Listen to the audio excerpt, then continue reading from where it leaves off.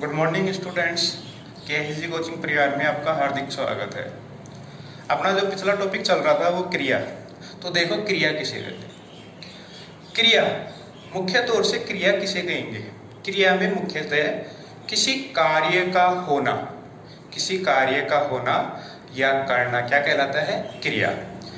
मतलब वे विकारी शब्द, वे विकारी शब्द, कौन से शब्द, विकारी शब्द, जिनके द्वारा एक तो कार्य का करना, जिनके द्वारा क्या करना, एक तो कार्य का करना और एक होना पाया जाता हो, उसे क्या कहते हैं, क्रिया।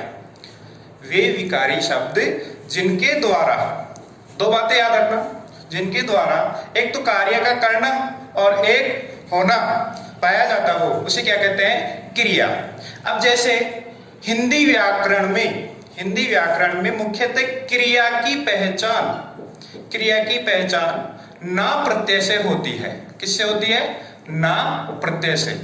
याद रखना, ना एक तो क्रिया के अंत में लगता है और एक मुहावरों के अंत में लगता है। तो नाना करते क्या हो गया, क्रिया, अदरवाइज और कहीं ले जाने की जरूरत नहीं है। नाना करते क्या हो गया, क्रिया। अब देखो दोबारा बताता हूं, वे विकारी शब्द जिनके द्वारा किसी कार्य का करना या होना पाया जाता हो, वो क्या कहलाती है, क्रिया। अब इसकी बात आती है भेदों की। तो क्रिया का विभाजन तीन आधारों पे होता है। कितने आधारों पे होता है, तीन आधारों पे होता है। क्रिया का विभाजन तीन आधारों पे होता है। प्रथम आधार, पहला आधार काल के आधार पर।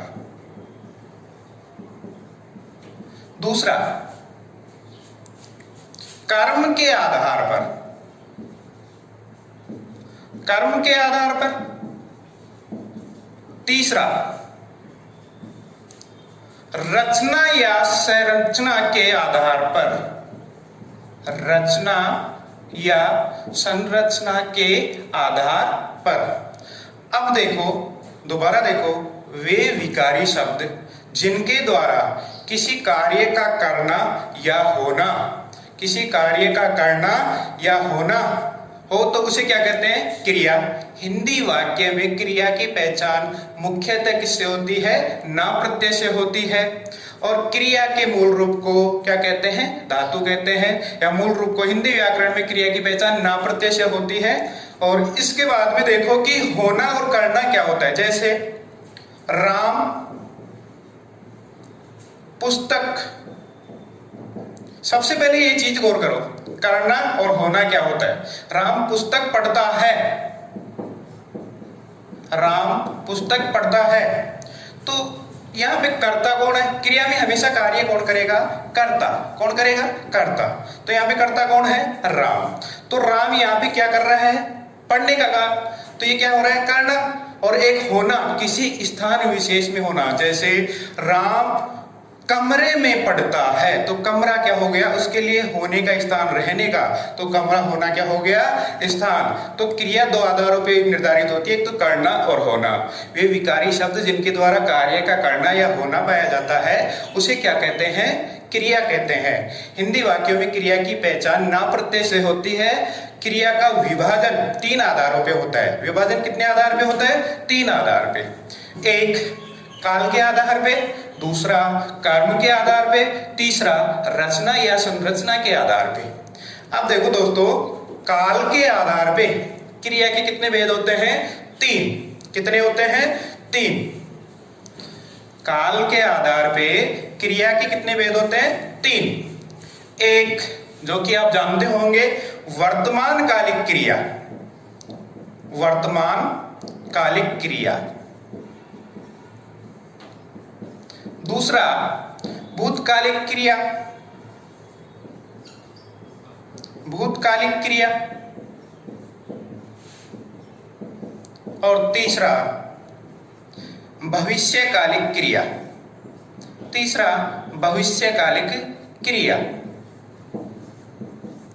तो काल के आधार पर क्रिया के कितने भेद हुए, तीन। वर्तमान कालिक, भूतकालिक और भविष्यकालिक।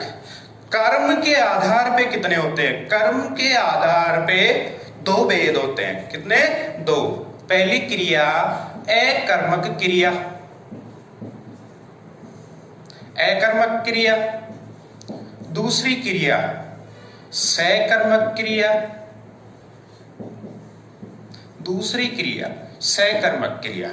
तो दोस्तों पहले देखो विभाजन देख रहे हैं, तो विभाजन में पहला विभाजन काल के आधार पे हुआ। काल के आधार पे कितने भेद हुए? तीन। वर्तमान कालिक क्रिया, भूतकालिक क्रिया, भविष्यकालिक क्रिया। कर्म के आधार पे अकर्मक क्रिया और सकर्मक क्रिया। अब बात आती है रचना के आधार पे कितने होते हैं। तो दोस्तों आप एक बार उतार लीजिए, फिर मैं रचना के आधार पे और बता देता हूं।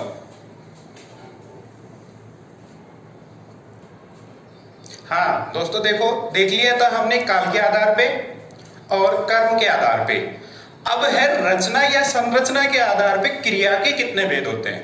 पहला भेद सामान्य क्रिया,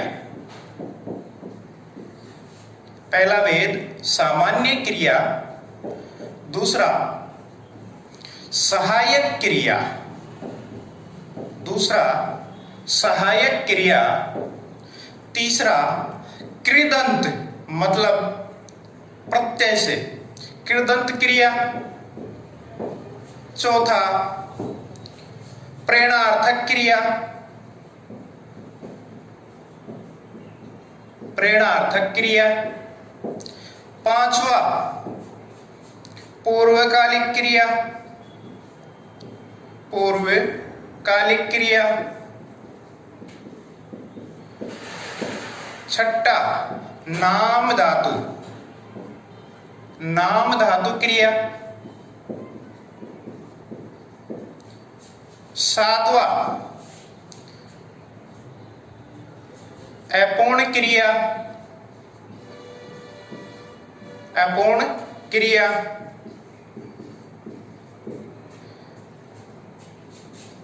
संयुक्त क्रिया, संयुक्त क्रिया। हाँ दोस्तों देखो, अब रचना के आधार पे कितने भेद आए? 8 भेद आए। कितने भेद आए? 8।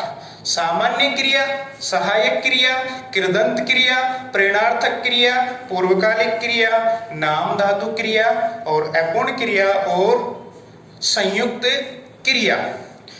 अब देखो ये भेद उतारने के बाद हम कर्म से पढ़ते हैं।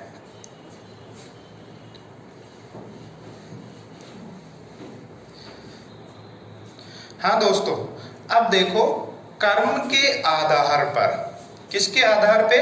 कर्म के आधार पर, कर्म के आधार पर कौन से? दो। कौन से? दो। अकर्मक क्रिया और सकर्मक क्रिया। अकर्मक क्रिया और दूसरा सकर्मक क्रिया। अब देखो इन दोनों में समानता क्या है और असमानता क्या है। मतलब अकर्मक और सकर्मक में कर्म देखो, यहां देखो, यहां देखो, क्रिया में हमेशा कार्य कौन करता है? कर्ता।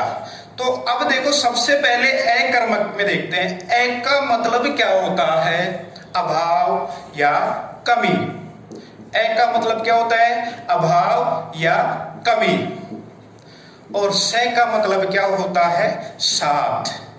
स का मतलब क्या होता है? साथ। ये बातें तो आप जानते होंगे। सकर्मक कैसे? जैसे अपने कोई शादी होती है, शादी में कोई निमंत्रण पत्र आता है, तो उसमें जो मुख्य तौर से नाम लिखे होते हैं, उसमें नामों के अंत में क्या लगाते हैं? सह परिवार, तो परिवार सहित। तो यहाँ पे क्या बता रहा है? क्रिया ये बोलती है कि कर्म के आधार पे कि ऐसी क्रिया जिसमें कर्ता तो पाया जाता हो लेकिन किसका अभाव पाया जाता हो? कर्म का अभाव पाया जाता हो, वो क्रिया क्या कहलाती है? अकर्मक। और ऐसी क्रिया जिसमें कर्ता और कर्म दोनों पाए जाते हैं, वो क्रिया क्या कहलाती है? सकर्मक। मुख्य तौर से एक प्रकार से और देख सकते हैं हम, ऐसे शब्द या वे विकारी शब्द जिनमें प्रत्यक्ष या अप्रत्यक्ष रूप से कर्म का अभाव पाया जाता है, वो क्या कहलाता है? अकर्मक। और ऐसे विकारी शब्द जिनमें प्रत्यक्ष या अप्रत्यक्ष रूप से कर्म का होना पाया जाता है वो क्या कहलाती है? सहकर्मक। अब देखो इसको समझने का तरीका क्या है।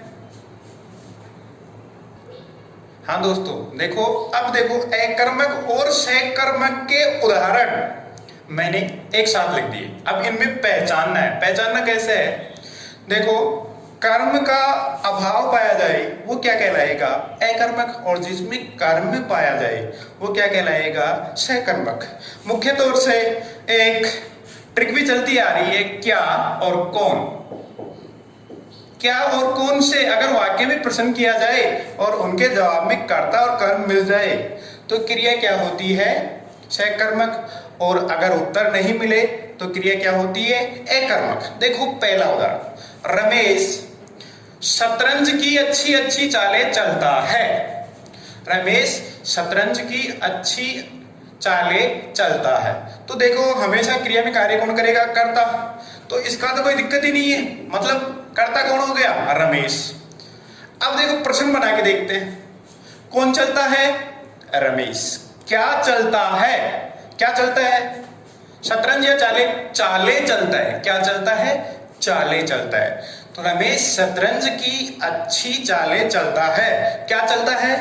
चालें। उत्तर मिल रहा है? अगर उत्तर मिल रहा है तो क्रिया क्या हुई? सहकर्मक। क्या हुई? सहकर्मक। कौन सी क्रिया हुई? सहकर्मक। दोबारा देखो, रमेश शतरंज की अच्छी चालें चलता है। सहकर्मक में हमने बताया था ऐसी क्रिया जिसमें कर्ता और कर्म दोनों पाए जाते हो वो क्या कहलाती है? क्या कहलाती है? सहकर्मक। रमेश शतरंज की अच्छी चालें चलता है। तो क्या चल रहा है? चालें। उत्तर मिल रहा है तो क्रिया क्या हुई? सहकर्मक। और दोस्तों आजकल चालें तो हर कोई चलने लग गया, अब वो शतरंज की हो चाहे कोई सी हो, हर चालें चल रहा है और हर में स्वार्थ भी होता है। अब देखो, मेरा दोस्त इस कमरे में रहता है। दोस्त करता, यहां तक कोई दिक्कत नहीं, इस कमरे में रहता है। क्या रहता है? जवाब मिला, कमरे में। अरे कमरा तो स्थान हो गया, क्या रहता है? नहीं मिला, अननोन, मतलब जवाब नहीं मिल रहा। तो क्रिया क्या हो गई? एकर्मक। क्रिया क्या हो गई? एकर्मक। मनमोहन नई नई पुस्तकें पढ़ता है। वैसे मनमोहन को बहुत ज्यादा चाह नई नई पुस्तकें पढ़ने का। मनमोहन नई नई पुस्तकें पढ़ता है। मनमोहन यहाँ पे क्या हो गया? कर्ता। नई नई पुस्तकें पढ़ता है। क्या पढ़ता है? उत्तर मिला, उत्तर मिला। क्या पढ़ता है? पुस्तकें पढ़ता है। तो क्रिया क्या हो गई? सहकर्मक। मेरा लड़का 12वीं कक्षा में पढ़ता है। करता लड़का 12वीं कक्षा। क्या पढ़ता है? 12वीं कक्षा को थोड़ी पढ़ेगा, 12वीं कक्षा में पढ़ता है, मैं पर थोड़ी पढ़ेगा। मतलब उत्तर नहीं मिल रहा। क्या पढ़ता है? नहीं पढ़, पता नहीं चला, पढ़ता है लेकिन इतना है, लेकिन ये नहीं है क्या पढ़ता है। अब देखो, पूजा रोज दौड़ती है। पूजा रोज दौड़ती है। करता दौड़ती है। क्या दौड़ती है? एकर्मक। अगर मैं इसी वाक्य को चेंज कर दूं, थोड़ा सा बदलाव कर दूं इसमें कि पूजा रोज 100 मीटर की दौड़ दौड़ती है। देखो थोड़ा सा बदलाव हुआ है। पूजा रोज 100 मीटर की दौड़ दौड़ती है। तो यहाँ पे देखो, यहाँ तो कर्ता से तो कोई लेना देना नहीं है, कर्ता आ रहा है सीधा सीधा है। यहाँ पे देखो इस वाक्य में और इस वाक्य में डिफरेंस क्या है? पूजा रोज दौड़ती है, क्या दौड़ती है? नहीं पता। अब इसी में प्रश्न पूछ के देखो, पूजा रोज दौड़ती है। क्या दौड़ती है? दौड़ दौड़ती है। क्या दौड़ती है? दौड़ दौड़ती है। उत्तर मिल रहा है तो क्रिया क्या हो जाएगी? सहकर्मक। क्रिया क्या हो जाएगी? सहकर्मक। ऐसी क्रिया जिसमें कर्ता और कर्म दोनों हो वो क्या कहलाते हैं? सहकर्मक। और ऐसी क्रिया जिसमें कर्ता हो और कर्म का अभाव हो क्या कहलाती है? एकर्मक। दोस्तों इस टॉपिक से कर्म के आधार पर क्रिया, यहां से कोई सी भी एग्जाम हो हर बार क्वेश्चन पूछे जाते हैं, हर बार बहुत ज्यादा क्वेश्चन आते हैं और हर बार आते हैं, आते रहेंगे। अब देखो कि इनमें पहचानना कैसे है। एक एक के उदाहरण लिखा था मैं, एकर्मक, भैया एकर्मक का हो गया, ये सहकर्मक का हो गया। लेकिन अगर हम एक साथ झुंड में ही लिखा दे और फिर पहचानने को कहे, अगर अपने को क्रिया आने लग गई तो फिर झुंड में कैसे पहचान लेंगे? अरे कहीं मेला लगता है और मेले में कहते हैं कि वो मेरा जानकार, जानकार को मेले के झुंड में ही पहचान लिया जाता है और अनजान को पहचाना नहीं जाता। तो देखो रमेश शतरंज की, दोबारा देखो, रमेश शतरंज की अच्छी चालें चलता है। तो यहाँ पे करता कौन? रमेश। क्या चलता है? चाले। जवाब आ रहा है, जवाब आ रहा है तो क्रिया क्या हो गई? सहकर्मक है। मेरा दोस्त इस कमरे में रहता है, क्या रहता है? दोस्त तो करता है, क्या रहता है? जवाब नहीं आ रहा तो क्या एकर्मक? मनमोहन नई नई पुस्तकें पढ़ता है, क्या पढ़ता है? पुस्तकें। जवाब आ रहा है तो क्रिया क्या हो गई? सहकर्मक। मेरा लड़का 12वीं कक्षा में पढ़ता है, क्या पढ़ता है? नहीं पता तो एकर्मक। पूजा रोज दौड़ती है, क्या दौड़ती है? नहीं पता तो क्रिया क्या हो गई? एकर्मक। हाँ, अभी देखा हमने कर्म के आधार पे, अब देखो रचना या संरचना के आधार पे। पहला देखो, एक एक पढ़ाते हैं। सामान्य क्रिया और एक संयुक्त क्रिया। संयुक्त क्रिया किसे कहते हैं? दो या दो से अधिक क्रियाओं का मेल क्या कहलाता है? संयुक्त क्रिया। सामान्य क्रिया कैसी होती है? देखो, नक्श ने खाना खाया, सामान्य मतलब खाना खाया। हम जयपुर जाएंगे, मतलब जाएंगे, जाएंगे तो जाएंगे, खाना खाएंगे तो खाएंगे, मतलब ये सामान्य क्रिया जो मतलब सीधी सादी हो। अब देखो संयुक्त क्रिया कैसे कहते हैं? नक्श। संयुक्त क्रिया में दोबारा देखना, दो या दो से अधिक क्रियाओं का मेल क्या कहलाता है? संयुक्त। अब इसमें एक तो होती है मुख्य क्रिया और एक होती है सहायक क्रिया। मतलब इंग्लिश में पढ़ते रहते हैं ना, हेल्पिंग वर्ब और मेन वर्ब। तो नक्श खाना खाता रहता है, तो नक्श करता खाना खाता रहता है, खाता एक क्रिया, रहता दो क्रिया, मतलब खाना और रहना दोनों क्रिया है, मुख्य क्रिया और दूसरी सहायक क्रिया। तो ये क्या हो गई? नक्श खाना खाता रहता है। खाना पहली क्रिया मतलब मुख्य क्रिया और रहना रहता मतलब सहायक क्रिया। वैसे इसमें देखो, हम जयपुर जाते रहते हैं, तो जाते मतलब मुख्य क्या हो गई? जाना, और रहते मतलब रहना, मतलब हम जयपुर जाते रहते हैं। तो मतलब ऐसी क्रिया जिसमें दो या दो से अधिक क्रियाओं का मेल हो, वो किस में आती है? संयुक्त में। सचिन सो चुका है, सचिन सो चुका है। तो पहला तो क्या हो गया? सोना, और दूसरा चुका। अब पता नहीं सोना या चूकना।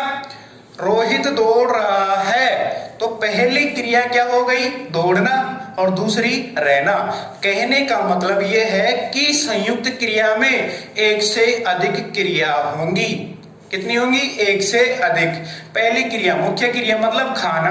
बाकी दोबारा देखो, नक्श खाना खाता रहता है, तो खाना क्या हो गया? प्रथम क्रिया मतलब मुख्य क्रिया, और रहना मतलब रहता मतलब सहायक क्रिया। ऐसे शब्द या कार्य शब्द जिनमें एक से अधिक क्रियाओं का मेल हो या दो से अधिक क्रिया हो, वो किस में आती है? संयुक्त क्रिया में।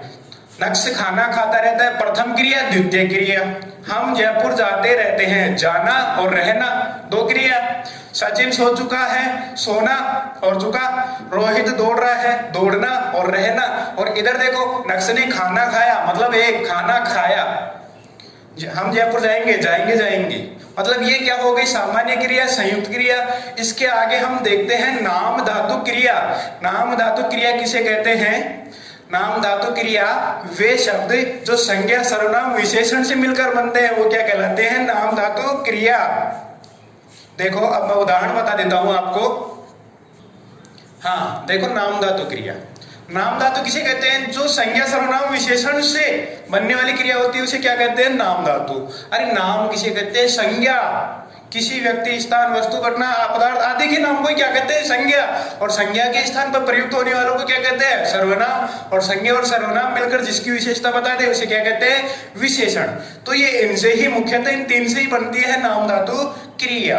पहला देखो, मनमोहन ने मेरा प्लाट हथिया लिया। वाक्य क्या है? मनमोहन ने मेरा प्लाट हथिया लिया।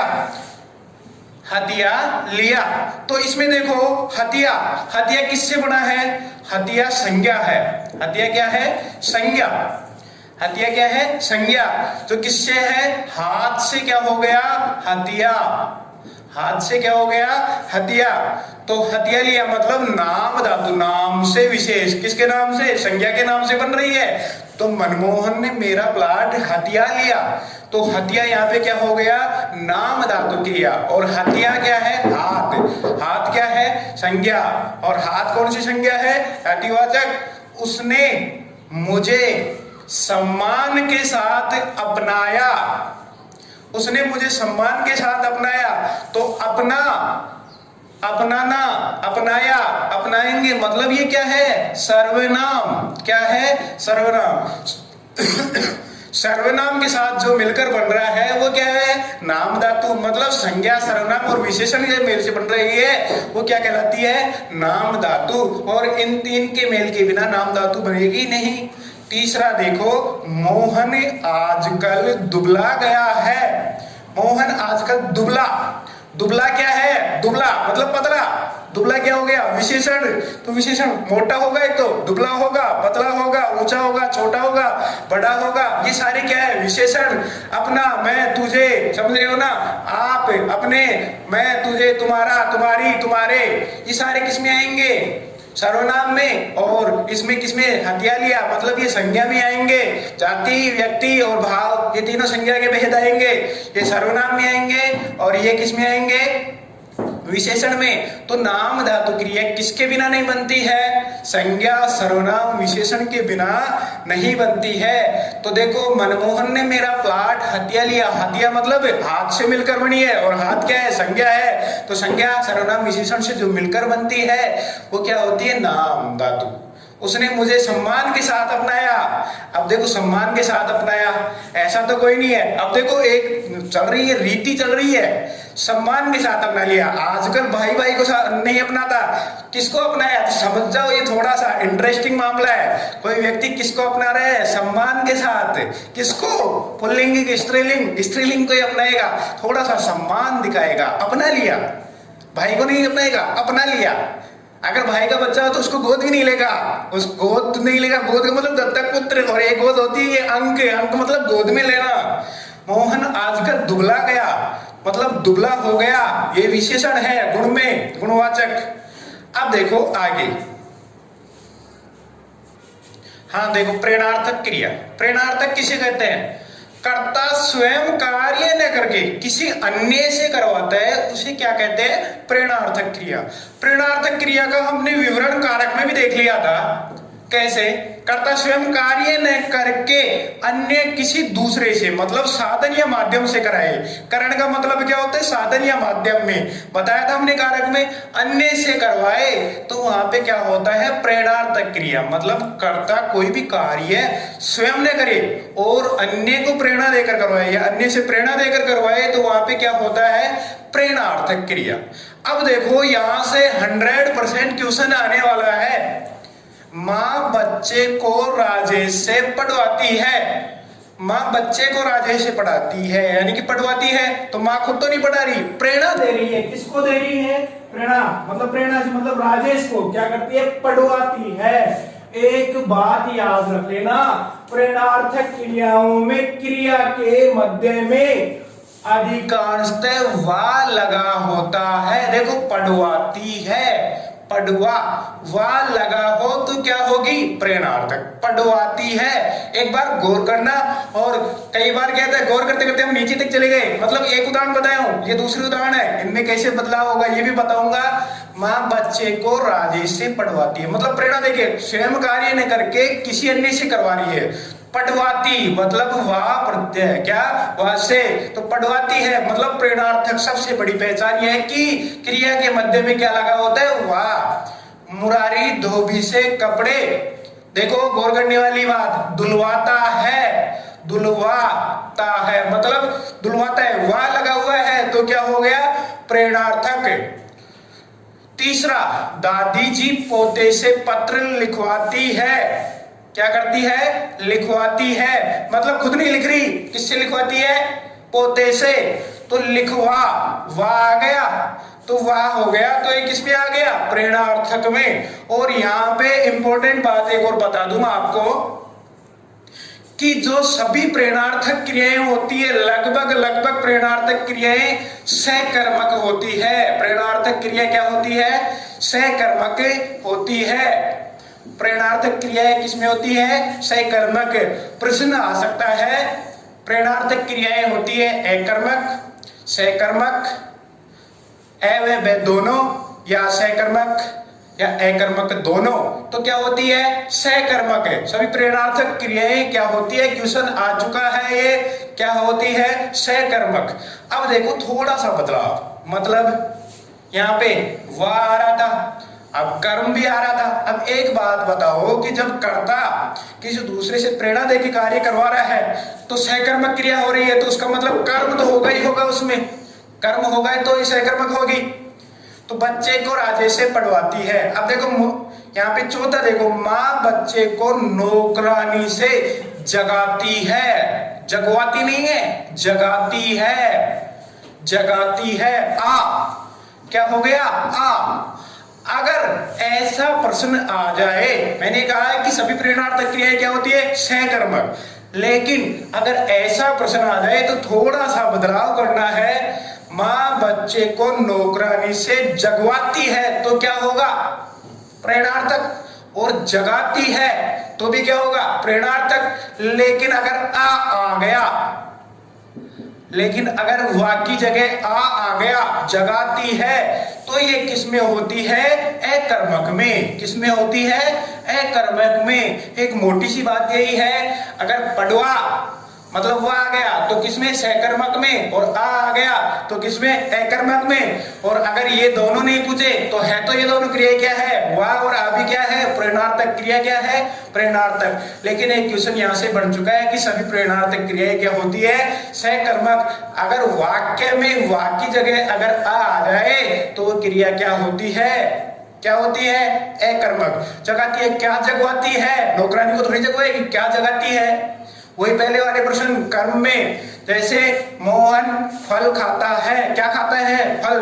क्या खाता है? उत्तर मिल गया, कर्म। यहाँ पे उत्तर नहीं मिला तो क्या हो गया? एकर्मक। पहले वाली बात आ रही है दोबारा।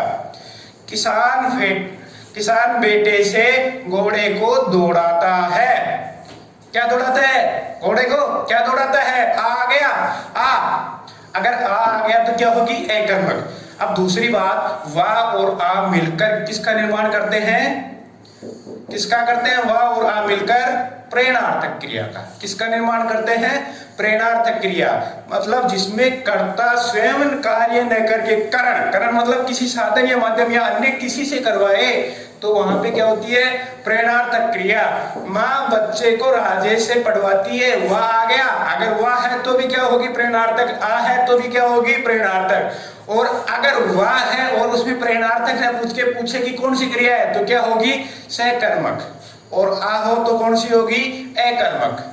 अब अगला रूप देखते हैं हम, अपूर्ण क्रिया। ऐसी क्रिया जो पूरी नहीं हो, मतलब ऐसी क्रिया जो कभी पूरी नहीं हो, उसे क्या कहते हैं? अपूर्ण क्रिया। तो अगला वेद देखते हैं हम, अपूर्ण क्रिया। हाँ देखो, अपूर्ण क्रिया। अपूर्ण क्रिया ऐसी क्रिया जिसमें उसका अर्थ क्रिया से न निकल करके किससे निकलता हो? संज्ञा सर्वनाम विशेषण से निकलता हो, उसे क्या कहते हैं? अपूर्ण क्रिया। जैसे मेरे पिताजी है, क्या है? नहीं पता, मतलब पूरी नहीं है। मेरे पिताजी है, मेरी लड़की खेलने में है, मनमोहन की कमीज है, मतलब ऐसी क्रिया जो पूरी नहीं हो क्या कहलाती है? अपूर्ण। अब इसको हम पूर्ण भी कर सकते हैं, जैसे मेरे पिताजी शिक्षक है, पूर्ण हो गया।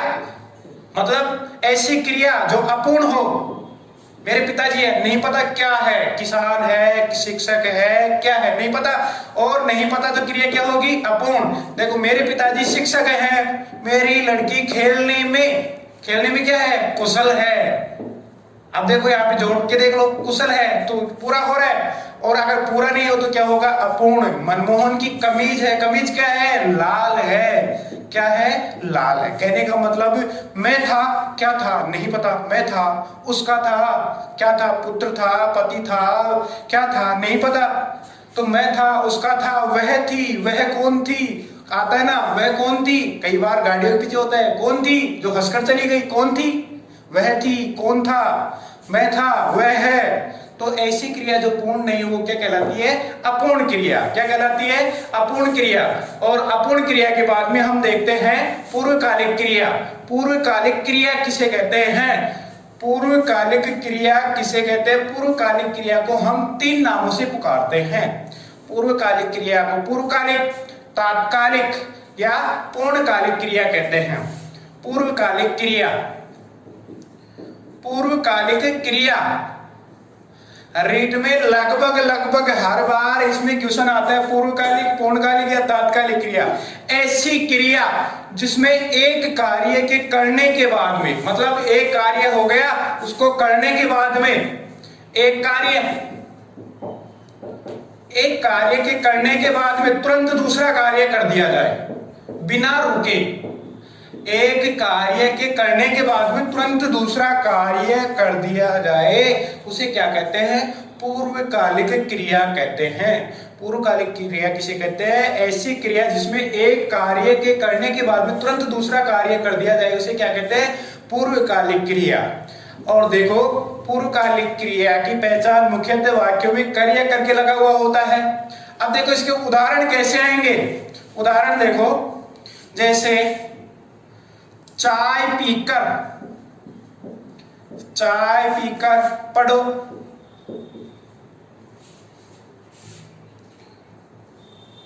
राधा नहाकर पढ़ती है,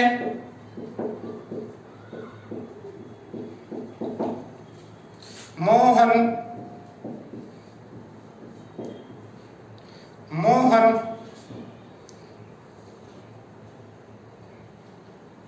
खेलकर सो गया, किसान फसल काटकर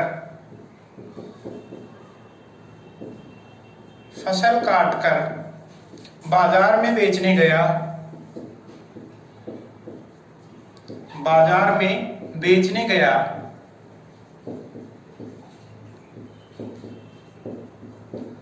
अब देखो, ऐसी क्रिया जिसमें एक कार्य करने के बाद में तुरंत दूसरा कार्य कर दिया जाए, उसे क्या कहते हैं? पूर्वकालिक क्रिया। जैसे चाय पीकर, पहला कार्य क्या है? चाय पीकर, एक कार्य, और पढ़ो, मतलब एक कार्य के बाद में तुरंत दूसरा कार्य, मतलब प्रथम कार्य के बाद में तुरंत दूसरा कार्य कर दिया जाए। और पूर्वकालिक क्रिया हमेशा प्रथम क्रिया पे निर्भर करती है। किस पे निर्भर करती है? प्रथम क्रिया। जब प्रथम क्रिया होगी तभी तो क्या होगी? द्वितीय क्रिया। मतलब चाय पीकर, पहला कार्य क्या? चाय पीकर, दूसरा पढ़ना, तो ये 2 कार्य हो गए। लगातार बिना रुके, अविराम, मतलब बिना रुके लगातार कार्य कर दिए जाए, वहां पे क्या होती है? पूर्वकालिक। जैसे राधा नहाकर, पहला कार्य क्या कर रही है? नहाने का, पहला कार्य क्या कर रही है? नहाने का, और दूसरा कार्य क्या कर रही है? पढ़ने का। मोहन खेलकर, पहला कार्य क्या कर रहा है? खेलने का, और दूसरा सोने का। किसान फसल काटकर बाजार में बेचने गया, मतलब फसल काटकर एक कार्य के बाद में तुरंत दूसरा कार्य कर दिया जाए, तो वहां पे क्या होती है? पूर्वकालिक क्रिया।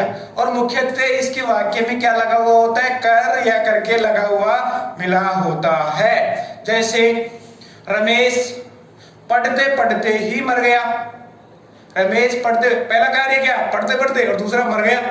तो मतलब एक कार्य के बाद में तुरंत दूसरा कार्य कर दिया जाए। मजदूर गहरी नींद में, जैसे मजदूर गहरी नींद में सोकर जाग गया। पहला कार्य क्या था? सोना, और दूसरा कार्य क्या था? जागना। तो आज हमने ये क्रिया देखी, तो क्रिया किसे कहते हैं? मुख्यतः किसी कार्य का होना या करना क्या कहलाती है? क्रिया कहलाती है। क्रिया का विभाजन कितने आधारों पे होता है? 3 आधारों पे होता है। पहला काल के आधार पे, दूसरा कर्म के आधार पे, तीसरा रचना या संरचना के आधार पे। हमने कंप्लीट देख लिए। काल के आधार पे 3, पूर्व काल के आधार पे 3, वर्तमान कालिक, भूतकालिक और भविष्यकालिक क्रिया। कर्म के आधार पे 2, यहाँ पे जोड़ दे रहा हूं, कर्म के आधार पे क्रिया के 2 भेद होते हैं, और यहाँ से क्वेश्चन पूछा जाएगा।